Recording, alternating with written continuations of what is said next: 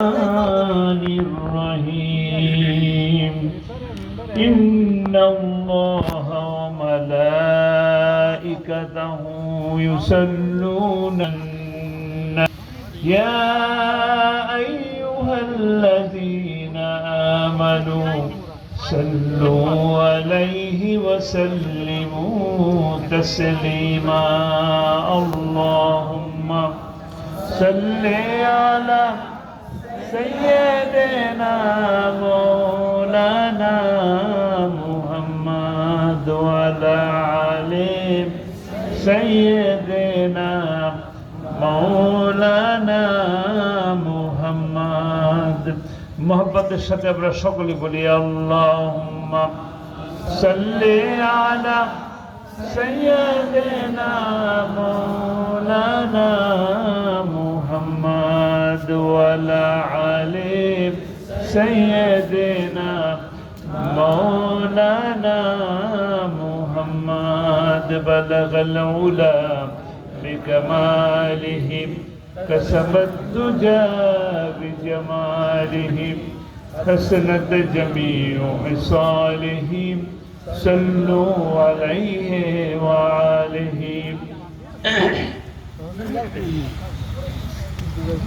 সাইফিনগর দরবারে দুই যুগ পূর্তি উপলক্ষে জাতীয় ইসলামী মহাসম্মেলনের আজকের এই সম্মেলনের সম্মানিত সভাপতি আমিরুল মুসলিহিন আলহাজ হযরত মাওলানা মোহাম্মদ খলিলুর রহমান নেসারাবাদী, উপস্থিত আজকের অনুষ্ঠানের সম্মানিত পীর সাহেব সাইফিনগর দরবার শরীফ হযরত মাওলানা নিসারউদ্দিন সাইফি হুজুর, আজকে কিছুক্ষণ আগে যিনি অত্যন্ত গোছানো সুন্দর কিছু কথা বলে গেলেন, পীর সাহেব জনপুরি আল্লামা ডক্টর সৈয়দ মোহাম্মদ এনায়েতুল্লাহ আব্বাসী ওয়া সিদ্দিকী, আরো অনেক বিশিষ্ট উলামায়ে কেরাম বক্তব্য রেখেছেন। মঞ্চে উপস্থিত শহীদি কাফেলা বাংলাদেশ জামাত ইসলামীর মঠবাড়িয়া উপজেলার সংগ্রামী আমির, পিরোজপুর ৩ আসনের বাংলাদেশ জামাত ইসলামীর মনোনীত প্রার্থী প্রফেসর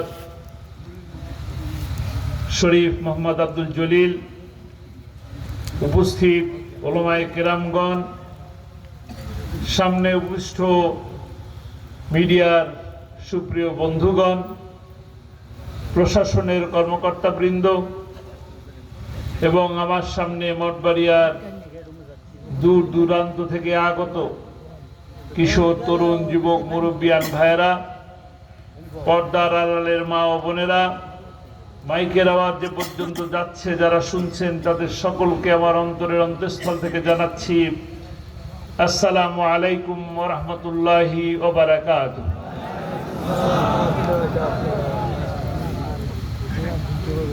সর্বপ্রথম মহান মনিবের দরবারে শুকরিয়া আদায় করি আল্লাহ রাব্বুল আলামিন এই গভীর রাতে, মাঝ রাতে এখনো যে এত মানুষ বসিয়ে রাখলেন কোরআনের কথা শোনার জন্য, আমরা যে কোরআনের কথা শুনতে আসলাম,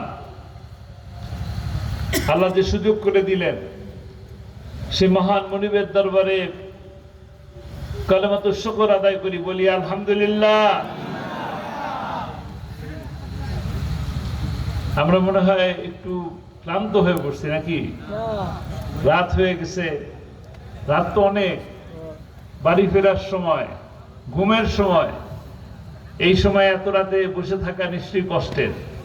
আসছেন তো অনেক আগে নাকি? কখন আসছেন? আসর থেকে আসেন। আল্লাহু আকবার। মানুষের মধ্যে আল্লাহ কোরআনের কত ভালোবাসা দিছে দেখেন। তারপরও আমরা বসে আছি কোরআনের কথা শোনার জন্য। ক্লান্তি দূর করেন, একটু জোরে সোরে বলেন আলহামদুলিল্লাহ। আল্লাহ তাআলা যে অবস্থায় রাখেন সকল অবস্থাতেই আল্লাহ শুকরিয়া আদায় করা দরকার। আমরা এই সময় থাকতাম ঘুমায় থাকতাম কিনা? এই ঘুমের সময় আমরা বসে আছি, আপনারা কোরআনকে ভালোবেসে বসে আছেন। আল্লাহু আকবার। আর আমিও আপনাদের ভালোবাসায় আপনাদেরকে ফেলে যেতে পারি নাই। আমার এখানে বসার 10টা থেকে 10:30টার মধ্যে, সেখানে এত বড় বড় আলেমরা ছিলেন, তাদেরকে ফেলে আমার যাওয়ার সুযোগ হয় নাই। বেয়াদবি মনে করলাম। তো মনে করলাম যে আমার এই প্রাণ প্রিয়টা, এই পিরোজপুর জেলার সকল মানুষ, বিশেষ করে মঠবাড়িয়ার ইসলাম প্রিয় জনতা বসে আছে, চলে যাওয়া ঠিক হবে না। তাই আপনাদেরকে ভালোবেসে সম্মান করে, আলেম ওলামাদেরকে শ্রদ্ধা করে এত রাত পর্যন্ত থাকলাম। এত রাত পর্যন্ত আমি থাকি না, আমার অভ্যাস নাই, কিন্তু থাকলাম, বাধ্য হয়ে থাকলাম। আলহামদুলিল্লাহ। সকল অবস্থাতেই আমরা আল্লাহ শুকরিয়া আদায় করি। রাত গভীর হয়েছে, ইনশাআল্লাহ কিছুক্ষণ পরে আমরা কথা শেষ করে দেবো, যার যার মতন বাসায় চলে যেতে পারবো। বাসায় চলে যাওয়ার আগে কিছু খোরাক নিয়ে যাওয়া দরকার, নেওয়া দরকার কিনা? এই যে বসেছিলাম, আসর থেকে বসে আছি, কিছু কথা তো শোনানো দরকার, জানানো দরকার। আমি জানানোর জন্য বলবো, কোরআনে কারীম আল্লাহ রাব্বুল আলামিন বলেছেন, আমাকারু ওয়া মাকারুল্লাহ আল্লাহু খায়রুল মাকিরিন। ষড়যন্ত্রকারীরা ষড়যন্ত্র করে, আর মহাপরিকল্পনাকারীকে আওয়াজ আসে নাই, পরিকল্পনাকারীকে আল্লাহ। দেখেন দৃষ্টান্ত, দেখেন আমরা বাংলাদেশে গত 16টি বছর এরকম মুক্ত পরিবেশে কথা বলার সুযোগ পাইনি। আমরা পাইনি, অনেকে পেরেছে, আমরা পারিনি। আমরা পেরেছি? আমরা পারি নাই। আমরা জুলুমের শিকার হয়েছি, আমরা নির্যাতনের শিকার হয়েছি। আমরা এরকম প্রকাশ্যে মন খুলে কথা বলার সুযোগ পাই নাই। আবার এই মন খুলে কথা বলার সুযোগ যে পেলাম না, তার জন্য যে আন্দোলন হলো, বাংলাদেশের সকল রাজনৈতিক দল যারা কিনা আওয়ামী লীগ বিরোধী, তারা সবাই মিলে চেষ্টা করেও কি পারি নাই। পারি নাই। অনেক আন্দোলন হয়েছে, অনেক রাস্তার গাছ ফেলে দেওয়া হয়েছে, ব্রিজ ভেঙে ফেলা হয়েছে, বাসে আগুন দেওয়া হয়েছে, হরতাল দেওয়া হয়েছে, কত রকম কত কিছু। কিন্তু সকল বিরোধী দল মিলেও আওয়ামী লীগকে বিদায় করা যায় নাই। কিন্তু আল্লাহ তাআলা বেশি কোনো আন্দোলন ছাড়াই আমাদের সন্তান সমতুল্য ছাত্র ছাত্রীদের ছোট্ট কিছু আন্দোলনের মাধ্যমে তারা কি আন্দোলন করলো। আমি তো রাস্তায় মাঝে মাঝে বের হয়ে খুব অবাক হই, রাস্তার দেয়ালের মধ্যে কতগুলি এঁকে ছেঁকে রেখেছে, কত জায়গায় কিছু কথাবার্তা লিখে রেখেছে। রাস্তার মাঝখানে কত জায়গায় ছাত্রছাত্রীরা কঞ্চি নিয়ে দাঁড়ায় ছিল। এই কঞ্চি আর এই লেখালেখি আর গ্রাফিতি, এই গ্রাফিতি এবং এই আর্টের বিনিময়ে কি স্বাধীনতা পেয়েছি? এই গ্রাফিতির জন্য পাইনি, তবে আন্দোলনের ভাষা এটা ছিল। ফেসবুকে আমার প্রোফাইল পিকচার চেঞ্জ করে ফেলে লাল করে দিলাম। লাল করে দেওয়ার একটা কর্মসূচি দিল, শান্তিপ্রিয় কর্মসূচি। এই কর্মসূচির বিরুদ্ধে, এই কর্মসূচির কারণে দেখা গেল তাদের সরকার পরিবর্তন হয়ে গেল। 2000 মানুষের জীবন গেল, রক্তে বাংলাদেশ ভেসে গেছে, 40,000 মানুষ আহত হয়েছে। এই সমস্ত আহত মানুষদের রক্তের বিনিময়ে আজকের এই স্বাধীনতা। এই স্বাধীনতা আমরা চাচ্ছি আজকে থেকে না, আমরা বহু যুগ আগের থেকেই শুধু স্বাধীনতা চাই, মুক্তি চাই, ন্যায় চাই, ইনসাফ চাই। কিন্তু সেই মুক্তিও মেলে না, ইনসাফও মেলে না।